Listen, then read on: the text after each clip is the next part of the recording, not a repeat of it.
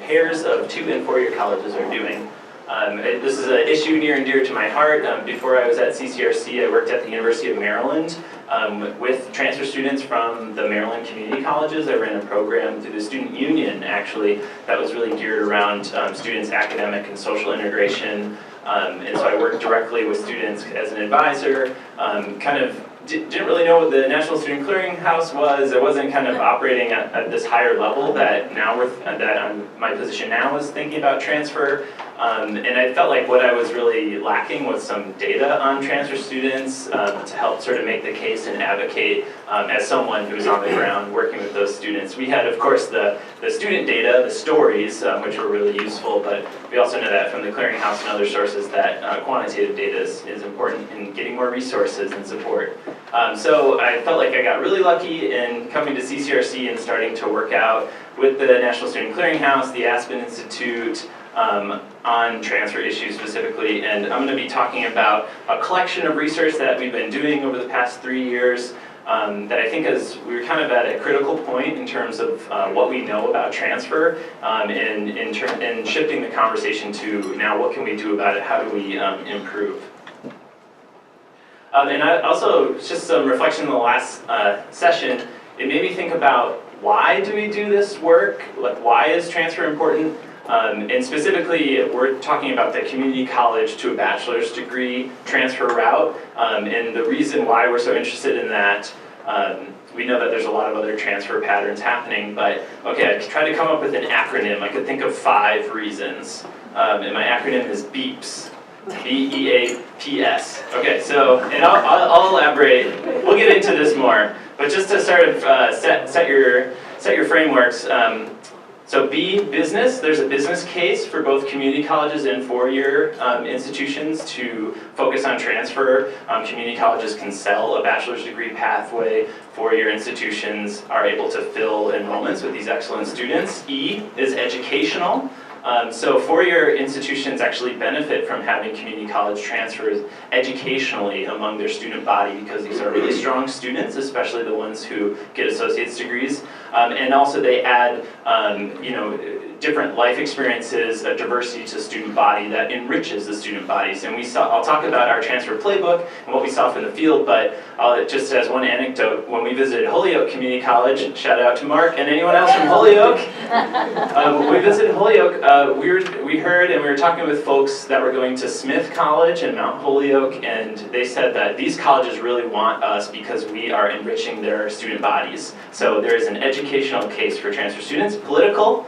A lot of people are mad about their transfer credits being lost, and there is very much a political case, and we're getting government reports, hearing politicians calling for us to figure out how to make this better. B-E-A-P. Oh wait, I went right to P. So A, affordability, obviously it's a cheaper pathway, and then that's good for society, for students. It's actually, it's more affordable cost per student, so it's cheaper for institutions too. And then S, finally, social justice. So this is about lifting up communities, addressing stratification in society. We know that, like society, not only is there individual social stratification in terms of income and class, but there's also institutional stratification. So the wealthy institutions with many millions and billions of endowments are separating so much from the regional, broad access community colleges that are serving the majority of the population, and the transfer is a way to sort of bring these together. So BEAPS, business, educational, affordability, political, social justice. That's why I'm really interested in it. That's why institutions should care. That's what we're hearing from institutions too as to why they think this work is important.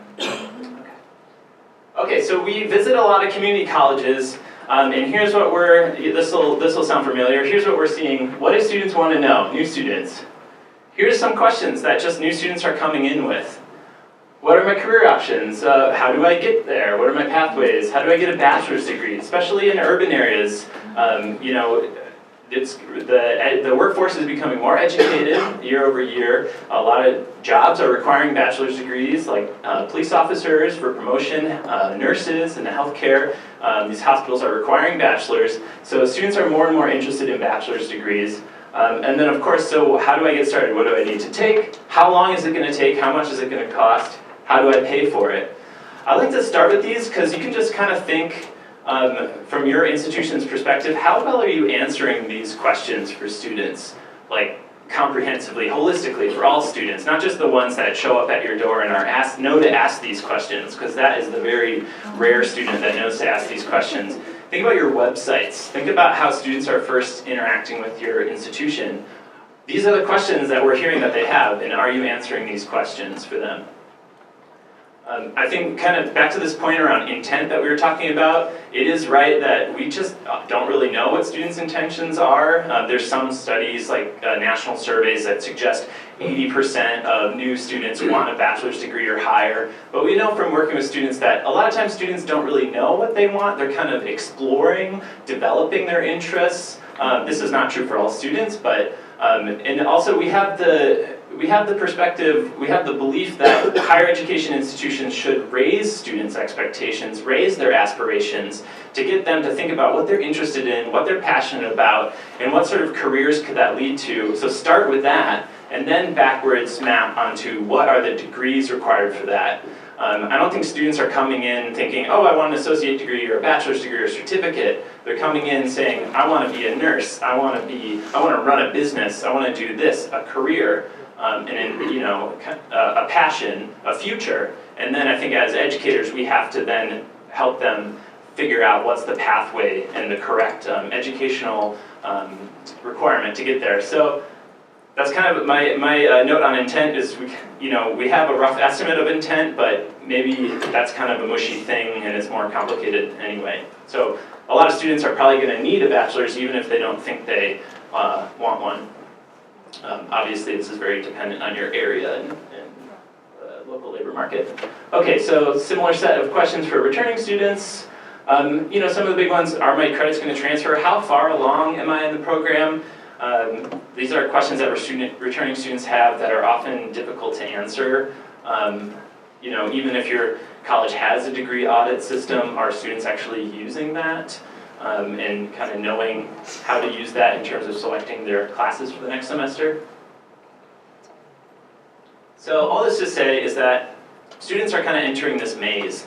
They're trying to figure out what they're interested in. They're trying to figure out what's the best pathway to get there. So how are institutions helping them navigate that? In 2015, my colleagues at the Community College Research Center, Tom Bailey, Shauna Jaggers, and Davis Jenkins, released this book, Redesigning America's Community Colleges, which is fundamentally about trying to rethink how we structure community colleges in order to promote more student success and equity in outcomes. And this has had a big effect on the field. It's led to the Guided Pathways movement, and fundamentally, transfer pathways is a part of Guided Pathways. It's the same idea, which is that you're starting with the end in mind here at completion, and then you're working backwards to how do we get there, from progress to entry to connection. So how are we getting students interested in different areas and leading them through the most efficient pathway, which involves exploration. It doesn't just involve getting a student into a pathway and saying, this is your path, no turning back. No, it very much involves active exploration. It's a learning process. It's very developmental. I was a student affairs master's student. We learned about college student development, and so we know that career development is a learning process, and that this needs to happen, but as quickly as possible, because students, especially if they're working on an associate degree, don't have a lot of time before their credits start stacking up. So this is oftentimes what, well, maybe not as much anymore, but I don't know if this looks familiar to anyone. And the interesting thing about this is that we're not even getting the liberal arts, general ed, sort of coherent learning. We're just getting a potpourri of take any of these 12 classes. We're not getting a progression of developing these learning outcomes that we want. So the paths are very unclear. This is shown in students' enrollment behaviors. So this is a study that our colleague Peter Crosted did using data from one state, North Carolina.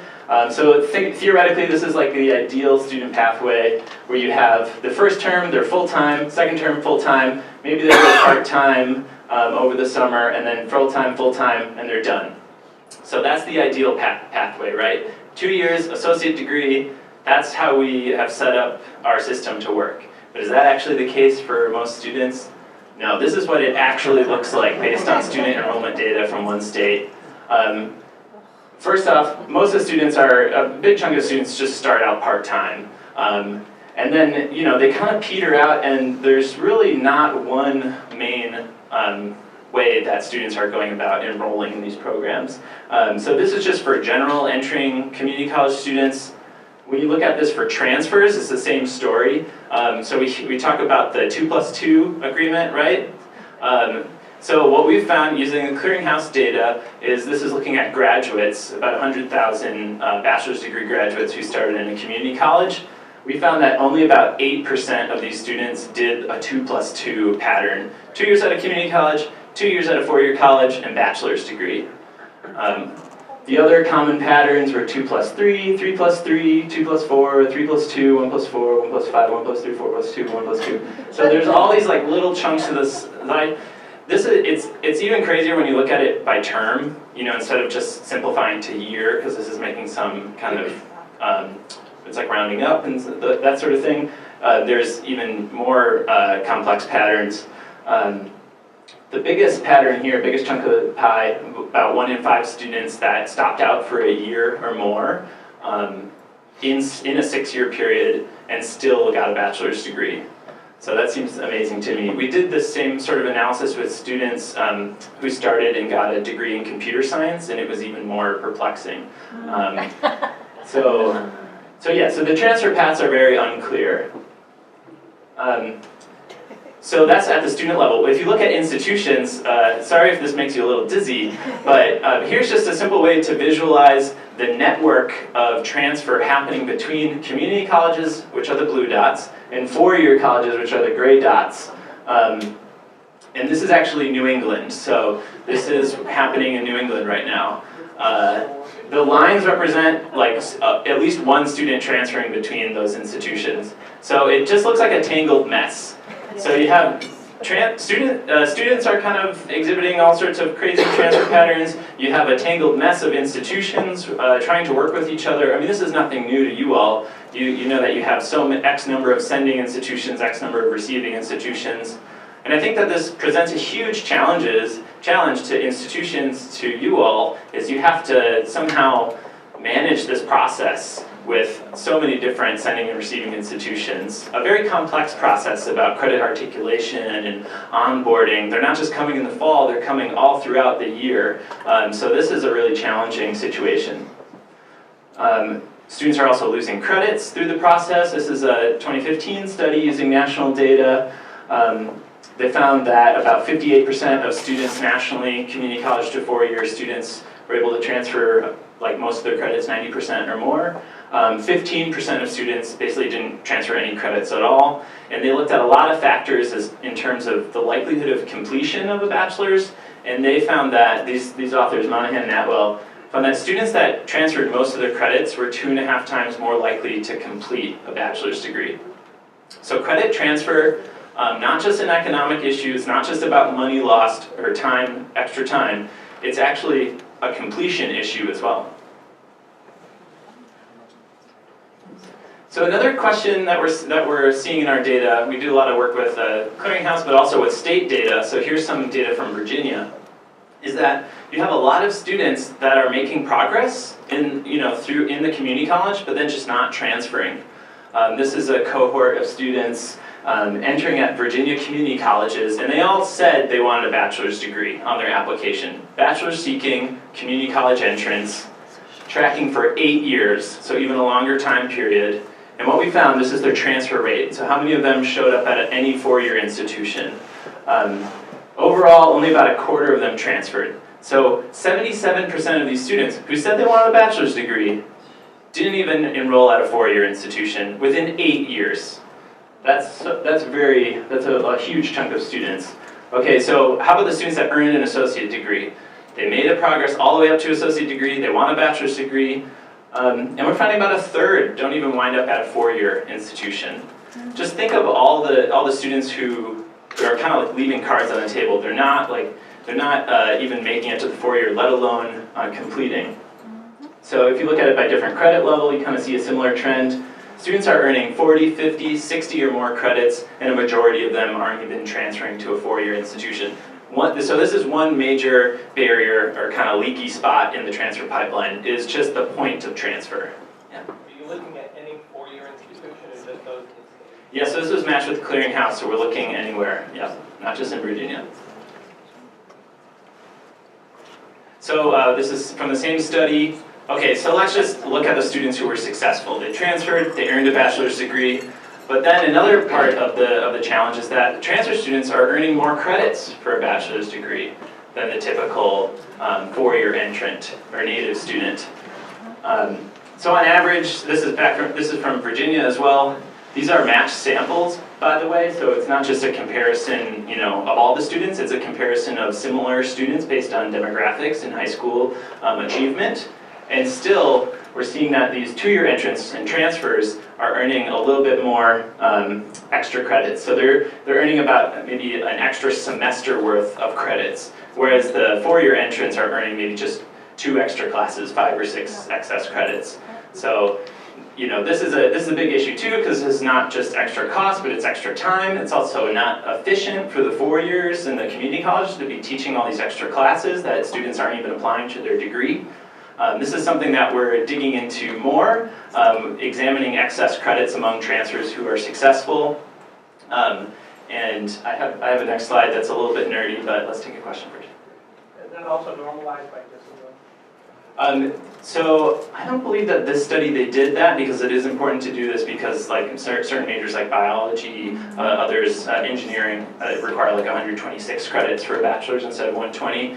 In the study that I'm about to release that looked at this in 2 states, we did go academic catalog by academic catalog and normalized it to look at excess credits.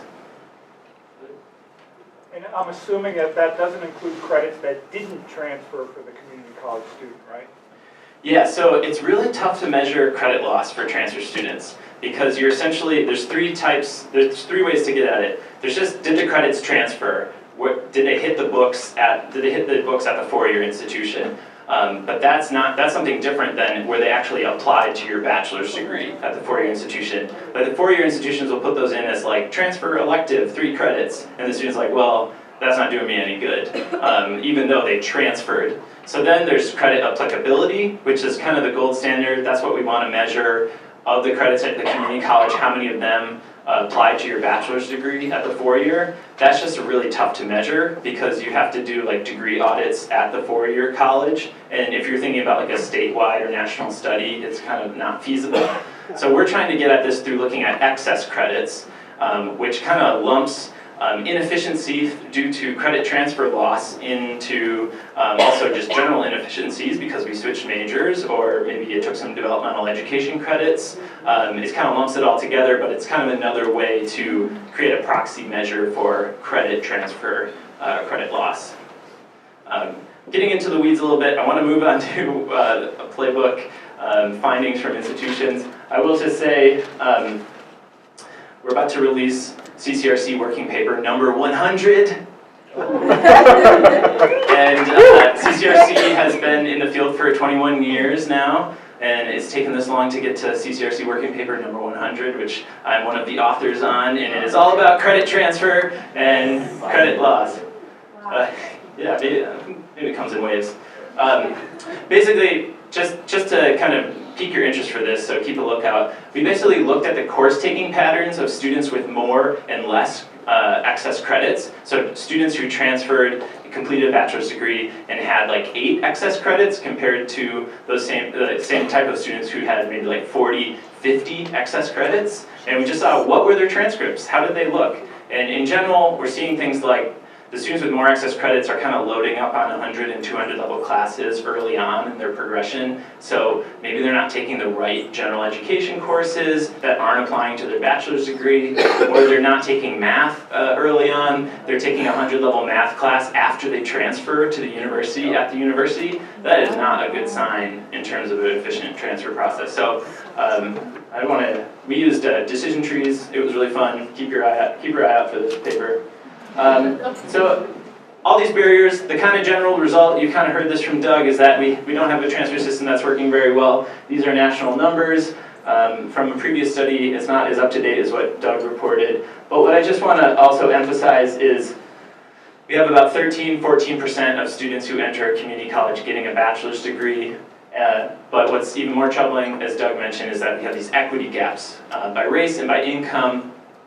We found that lower income students had about a 10% completion rate compared to 16% for higher income. Doug already mentioned this, but you have this same equity gap by race. And just think about why we think this, the BEEPS acronym. This is about lifting up communities, lifting up students of color, low income, first generation students who are overrepresented in community colleges, there's bachelor's degree attainment gaps just in the general public, and we're looking to transfer to be this social justice engine, in addition to all these other reasons that we love transfer, and we have these equity gaps. So this really needs to be addressed. So we went to institutions to learn, what are they doing, how, what can we learn from these highly effective institutions? And that's why we wrote the Transfer Playbook. This was an excellent partnership between the Aspen Institute, CCRC, and the National Student Clearinghouse, where we started with the whole universe of national data on students who started in a community college and earned bachelor's degrees, and we selected pairs of institutions, pairs of community colleges and university, what we call transfer partnerships, that were highly effective in not only transferring a large number of students, but in having those students complete a bachelor's within 6 years. And we did this controlling for student characteristics and also institutional characteristics. So we just didn't take the top, the highest completion rate colleges. We did a regression where we took pairs of institutions that did much better than expected.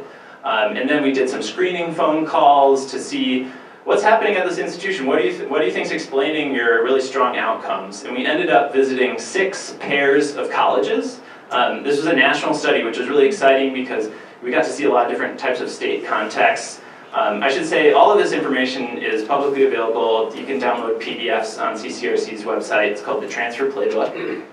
A couple examples from New England. So, we know that the overall, as Doug shared, the transfer numbers on average are lower than the national average, but you really do have some stars here. Not just these institutions, there's others too. And I think, part of why we're doing this is so that folks can learn from each other, share ideas to improve these outcomes. So here's just kind of an overview of our findings. There are kind of 3 broad strategies I'll talk about briefly. And then kind of an overall theme of just building the partnerships.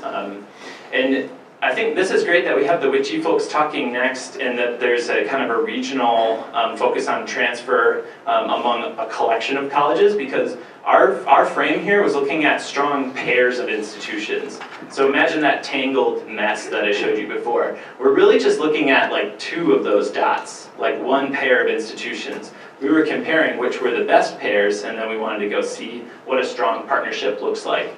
We think that this is particularly relevant for many community colleges that might send like 70% of their transfer students to the state college down the street. And so we wanted to sort of use that focus because we think that colleges can kind of focus on their main partners and try to improve the numbers and completion rates for students who go to their main partnership. Okay, so these colleges prioritize transfer. I mentioned the BEEPS before. Why do we care about transfer? I think we heard something of any of those reasons from a lot of the colleges that we visited. We talked to vice presidents of finance, the presidents, we talked to deans, faculty, students, chief diversity officers, that sort of thing. The first strategy really is just to prioritize transfer, to bake it into the culture, to include it in hiring practices, to actually get and use the data. A lot of colleges might not make use of the National Student Clearinghouse data, but it can be incredibly useful to generating transfer outcomes and sort of tracking success over time. Dedicating resources and sharing data across institutions too. So these are some examples of just prioritizing transfer. We have a quote from a student at Holyoke Community College. They picked up on this part of the culture, and they said, everyone asks, like, where are you going to transfer? So just having kind of a transfer culture, and you can use it in marketing materials, Institutions are packaging transfer pathways to a bachelor's degree at X university in X major. This is a whole package for packaging this career. You know, the for-profit universities have kind of done this for a while, and they've been really successful in marketing. I think it's time that the publics and the private nonprofits do this as well. A second strategy, so we prioritize transfer, then we have to actually create transfer pathways that are going to lead to not just only efficient transfer, so students are not losing credits and all of the students' community college credits are applying to their bachelor's degree, but also such that students are actually learning what they need to know for whichever field they're going into. And you know, we don't just have a potpourri of gen ed classes, but we actually have a liberal arts sequence of where that's hitting on different learning outcomes into a specific program.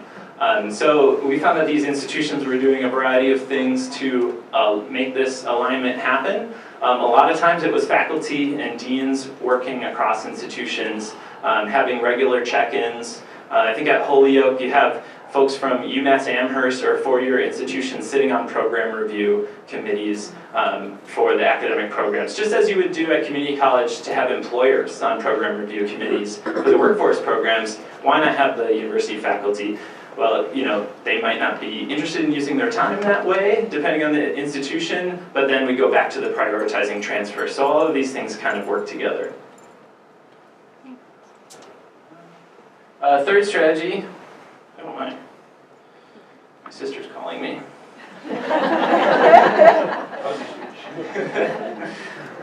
So a third strategy, so we have the transfer is prioritized, the pathways are clearly laid out and maintained.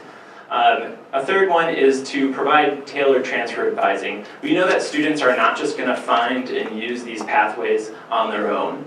They need to be, there needs to be structured to help students explore these pathways, figure out which pathway is the correct one, help them change pathways if they need to in a timely manner such that they don't go too far down. And also help students progress along these pathways and think about, you know, co-curricular learning, not just academic plans, but financial plans. How am I going to pay for it? Another shout out to Holyoke, you know, the financial aid folks there. We're talking about having students plan out their financial aids through the bachelor's degree. Because if you run out of Pell eligibility, even before you transfer, it's only going to get more expensive from there. So I think that's a great example of just wrapping these students in the supportive services. For community colleges, one of the main challenges is this entry, connection, exploration, figure out what am I interested in, where do I start, can I at least narrow it down to a broad area that I'm interested in, like business or health sciences or natural sciences or social sciences, and can I at least pick a destination or one or two, maybe three potential transfer destinations, because that's just going to make it easier in terms of, you know, making sure I'm taking the right classes to prepare. We heard another example on the four-year side out in Washington, at Western Washington University. They reached out to their Everett Community College partners. The admissions folks there, they just said, you have to be major ready, major ready, major ready. You have to have declared a major. You have to be prepared to enter the major, and this is something that weighs heavily in the admissions decision. So they're messaging to students that we want to get you with an associate degree, prepared to enter a major, having taken all the appropriate coursework. So this is a partnership, and we're seeing that these effective partners are taking collective responsibility for the student's success and efficiency through the transfer pathways. I'm just going to show you some examples. Let me show you some examples of what this looks like. This is Northeast Wisconsin Technical College from where my hometown, Appleton, Green Bay, Wisconsin, go Packers. Our captain on the flight this morning was just like, I'm going to try this, go Patriots. And we were coming from Philly, so it was that, you mean Eagles? Anyway, so Northeast Wisconsin Tech, so they've taken, it used to look like just a big list of programs, A through Z. Maybe your website looks like this and you get all the students in accounting because it's just the first one on the list. They've taken their programs and they've chunked it up into like 10 broad areas. Folks in the guided pathways world might call this meta majors. They typically don't use that term for students because students are like, meta what? So career communities, academic communities, it doesn't really matter, but the idea is the same, is that this is kind of behavioral choice theory, that we're not looking at 120 programs, we're looking at 10 areas to explore. And then we know there's programs within this. And this is a guided pathways thing to say, but this is a transfer thing to say, because this is about helping students explore and select a path. So let's say I'm interested in transportation, distribution, and logistics. I can pull this up, look at a video of this, look at earning potential in the area, choose a program. So there's associate degrees, different certificates. I can click down, learn about a specific associate degree, get a description of the program, read about employment potential in the area. When can I start? What classes am I going to take? This is a great way to help students explore programs, is just look at what sort of classes that you'd be taking. What about transfer? Can I look at transfer options? Okay, here's UW Green Bay, UW Oshkosh. So your students are going to interact with your website first, and think about the questions that they're asking, and are you able to figure it out? If you were thinking that you're going to be a psychology major at Central Connecticut, could you go onto Manchester Community College website and figure out what classes do you take that first term, that second term, and that's all going to transfer and apply to your degree. Here's an example of an associate degree in Washington. They're called the DTAs, the Direct Transfer Agreement. They're field specific, so they had faculty across the state come together and kind of hammer out, what do we think, business associate degrees at the community college side, what courses should be in there to prepare business students for four-year majors throughout the state. What I love about what Everett did here is they really customized it to their major transfer destinations. So they wrote okay, so here's the program. Most of our students go to these 8 colleges in Washington. So here's some advisor information. Here's specifically the courses that you should take. But I think the genius here is this notes section at the bottom. This is like the secret sauce that advisors know, and they'll tell students, but not every student meets with an advisor. So what they're doing in this notes section is just saying, okay, here's what you should take, but if you're going to Gonzaga, you should do this. And if you're going to Pacific Lutheran, you should do this before this. And that's like if you think about this from an equity perspective, this is key information that not all students know to ask for, and some students know to ask for it more than others. And some students are more equipped to go in and advocate. I don't know. I think there's a real importance to kind of democratizing this knowledge about how to make this work better. And I think that when we see some of these equity gaps. When you see things like some students are transferring earlier than others, when we did this computer science study, in general, students who are successful in computer science or STEM, who are way more men and way more from higher economic backgrounds, and we didn't have data on race, but you can imagine that they're way more white than other students. These students are transferring earlier. This is an interesting research question. Why are they transferring earlier? And my hypothesis would be they can see the writing on the wall that they need to kind of get out because it's not going to work out for them if they get an associate degree, which is not what we want. We want these students to have an associate's degree when they transfer. So anyway, here's an example from Florida International University, four-year side. They have this website where students can go and explore, okay, I want to major in computer science at FIU. What do I need to take at the community college? Can I learn more about this program? And then when I transfer to FIU, what courses am I going to take to completion? And how can I make sure I can do it in 4 semesters to complete a bachelor's degree? So.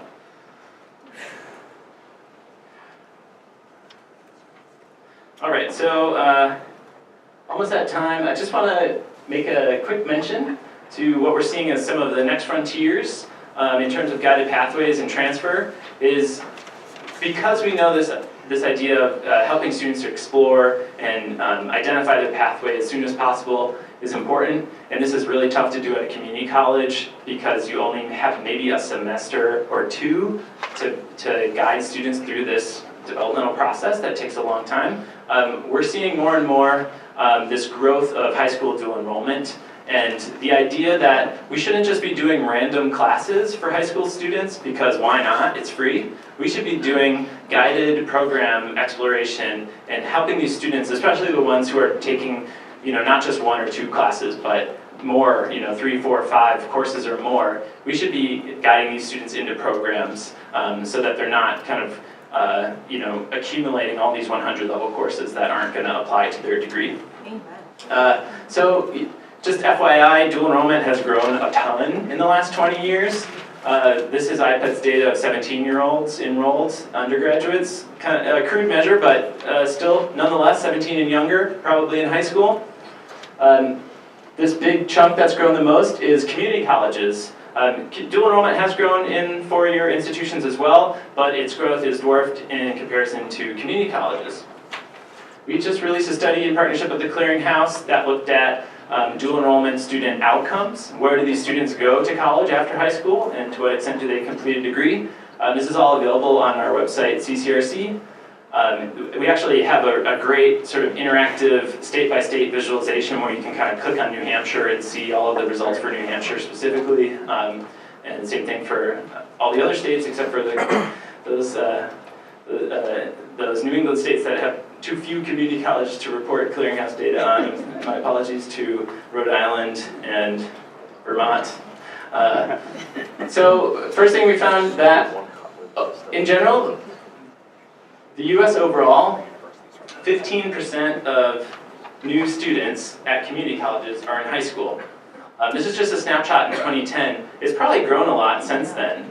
So community colleges, this is like becoming a pretty large chunk of your FTEs, are these high school students. Here's this looking by state, a couple of highlights for the New England states. Yeah, New Hampshire, a third of new students at the community college in New Hampshire are in high school. And maybe it's grown since, I don't know. So that's a huge constituency. In terms of where these students go to college after, we looked at students' first college matriculation between the ages of 18 and 20. So we gave them a few years to go to college after high school, like Doug mentioned in the study that he did. In general, in the US, we're finding a slight majority of students are going to a community college first, compared to a 4-year. This is obviously varies by state, and it looks like in New England, more students are going to a 4-year college than the national average, with the exception of Massachusetts, about the same. So this was surprising to folks, and it's probably changed since as dual enrollment has expanded. I think folks had the idea that dual enrollment in high school were students who were going to a 4-year institution after high school. But I think what was a big contribution of the study is we showed that actually there's a huge chunk of students who are choosing to continue at a community college after high school who are doing this dual enrollment. Their outcomes vary a lot by state. You can see kind of the outcomes of former dual enrolled students in your state in the study. Just nationally though, we're seeing pretty big gaps by income in terms of their degree outcomes. So for students who are in former dual enrollment, went on to a community college, about a quarter of them earned a bachelor's degree. But there's a 12-point gap in terms of low versus high income. We didn't have race data, unfortunately, but we were looking at income, and we're seeing that this is true also for students who first went to a 4-year college. More students getting bachelor's degree, but a pretty large income gap. So similar to transfer, where we think about, is it delivering on the potential for equity? We're also thinking about this for dual enrollment, and this needs to be a part of the conversation when we think about how to improve practices. We need to be tracking these equity gaps. I'll close, take some questions, but I just want to close and let you know that we've done a lot of research, but we also have a lot of tools that are hopefully going to be useful for you all, work at state level or institution level to improve these outcomes. Just last week or maybe 2 weeks ago, we released with our partners at Public Agenda and the Aspen Institute a guide to how states and regional bodies, but how folks can organize, run workshops to bring teams from 2- and 4-year institutions together to sit down together and strategize around improving transfer outcomes. And as a part of this guide, we have a lot of helpful resources. I just want to highlight a couple. First is a self-assessment for institutions. We have a different version for community colleges and for four-year institutions that just kind of takes the Playbook findings and puts it into a self-assessment rubric.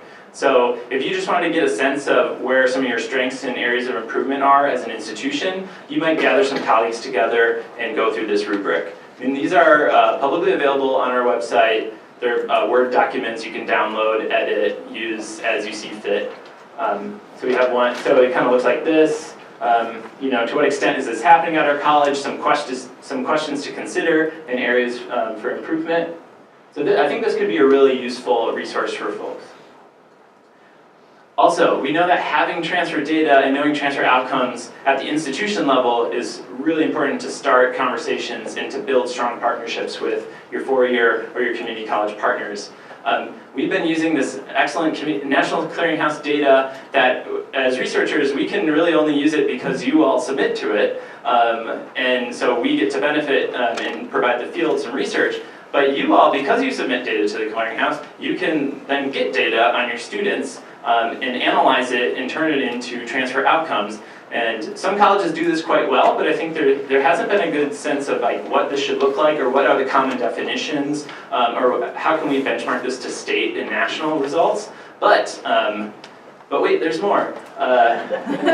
In this publication that was released in December, my colleague Davis Jenkins and I lay out step-by-step how you can replicate our transfer outcomes and benchmark it against state and national results. I mean, we give you sample tables, what the numerators look like, what the denominators look like, all the technical definitions, things that you can hand to your IR folks and say, hey, we should do this. And then they can ask us, that you can direct them to us if they have further questions, including doing things like subgroup analysis by race and ethnicity, which we don't have through the clearinghouse, but you all have as institutions.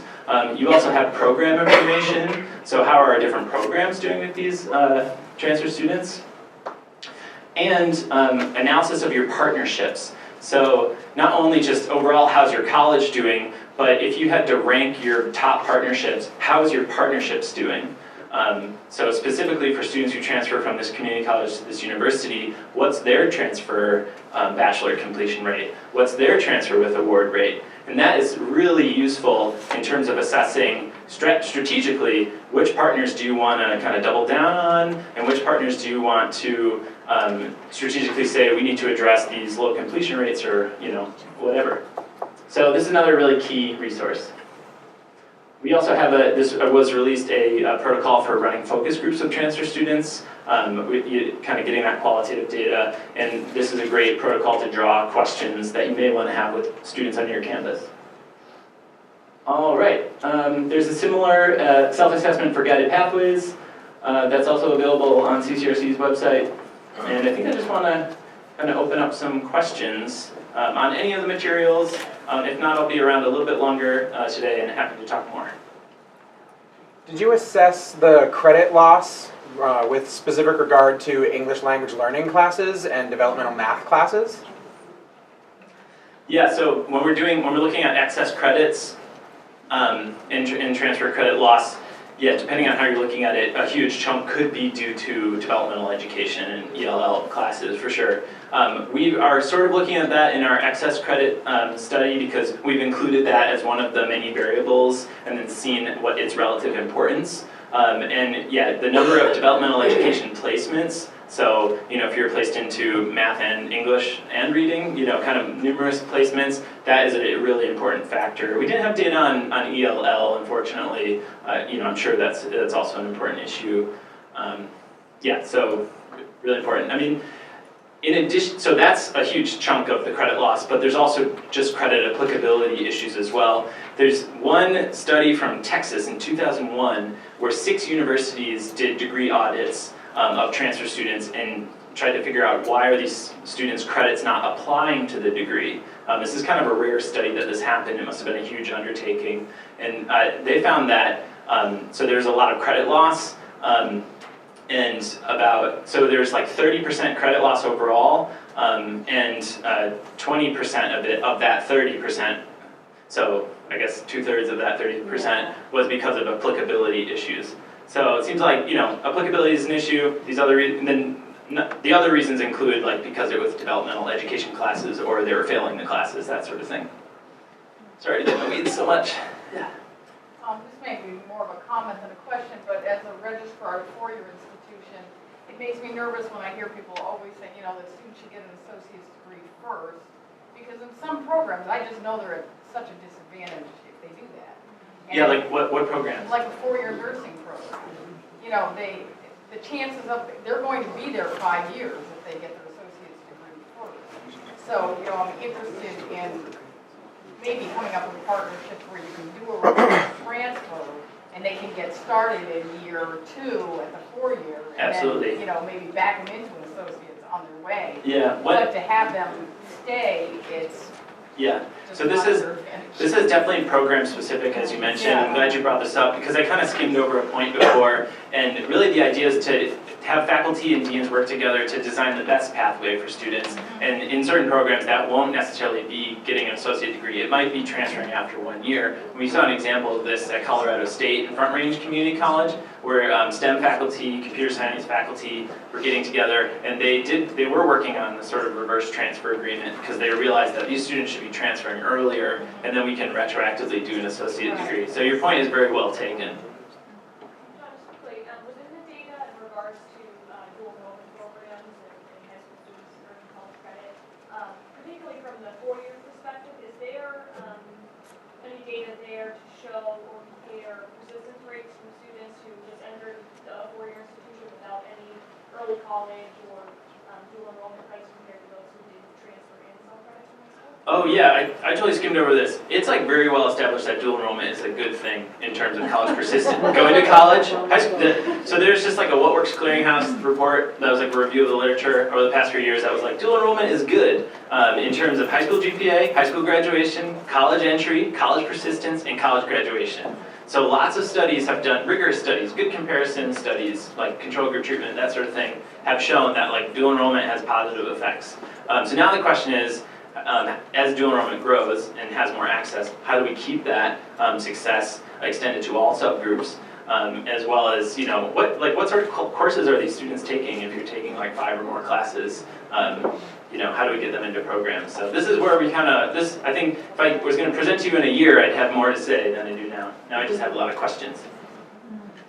Are you thinking about exploring more the richness of career exploration? You talked about the guided pathways and visually organizing it, but the actual implementation of career development and career exploration in community colleges and its relationship with transfer success.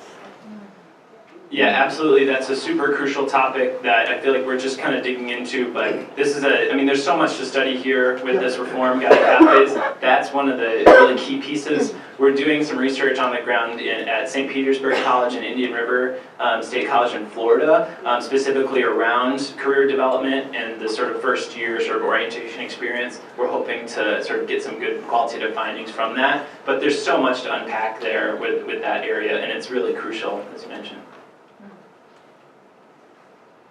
Well, thanks for the attention, everyone. Like I said, I'll be around if you have follow-up questions.